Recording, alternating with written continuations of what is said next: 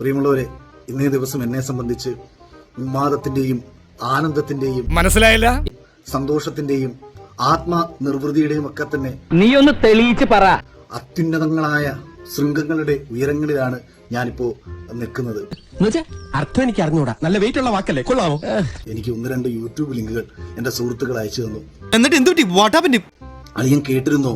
Secret agent അളിയനെ കുറിച്ച് പറഞ്ഞിരിക്കുന്നു. അറിയാമോ? അറിയില്ല, എന്നാ അറിയണം. എന്തായാലും എന്റെ വിസ ഇതോടെ എക്സ്പയർഡ് ആവും. ഞാൻ ഒരു നിമിഷം ഒന്ന് സംശയിച്ചു. ഇദ്ദേഹത്തെ പോലെ ഒരു വലിയ മനുഷ്യൻ സാർ സീരിയസ് ആയിട്ട് പറഞ്ഞാണോ അല്ലെങ്കിൽ നമ്മള് പുതിയതാണോ? എന്ത് തോന്നി കേട്ടിട്ട്? സാധാരണ നമ്മൾ കണ്ടിട്ടുള്ളത് നാസ പുതിയ സാറ്റലൈറ്റുകൾ വിക്ഷേപിക്കുന്ന സമയത്തും, അല്ലെങ്കിൽ ഉസൈൻ ബോൾട്ട് ഒളിമ്പിക്സിൽ വിജയിച്ചു കഴിയുന്ന സമയത്തും, മൈക്കൽ ഫെൽപ്സ് നീന്തൽ വിജയിച്ചു കഴിഞ്ഞ സമയത്തും ഞാൻ പെട്ടു ഇല്ലേ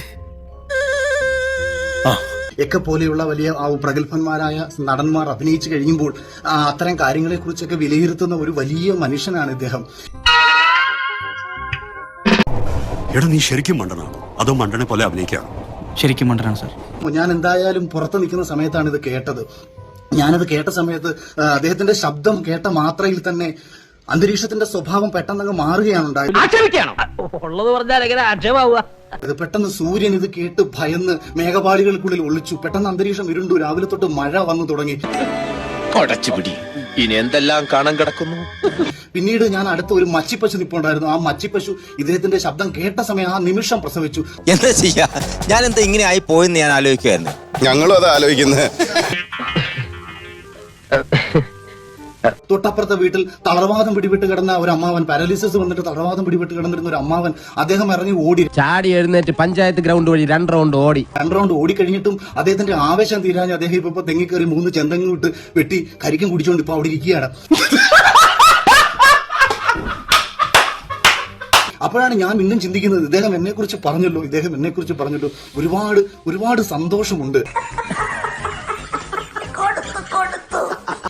ഇത് ഞാൻ ഒരുപാട് കൃതാർത്ഥനായി. അങ്ങയുടെ വാക്കുകളിലെ നിർഗളമായ ഒഴുക്ക്, പറയുമ്പോൾ മുഖത്ത് സമുദ്രത്തെ പോലും തോൽപ്പിക്കുന്ന ശാന്തഭാവവും, അതേസമയം വാക്കുകളിൽ തിളയ്ക്കുന്ന അഗ്നിയും, ഒന്നും വേണ്ടായിരുന്നു, വെറുതെ തെറിയിട്ടു.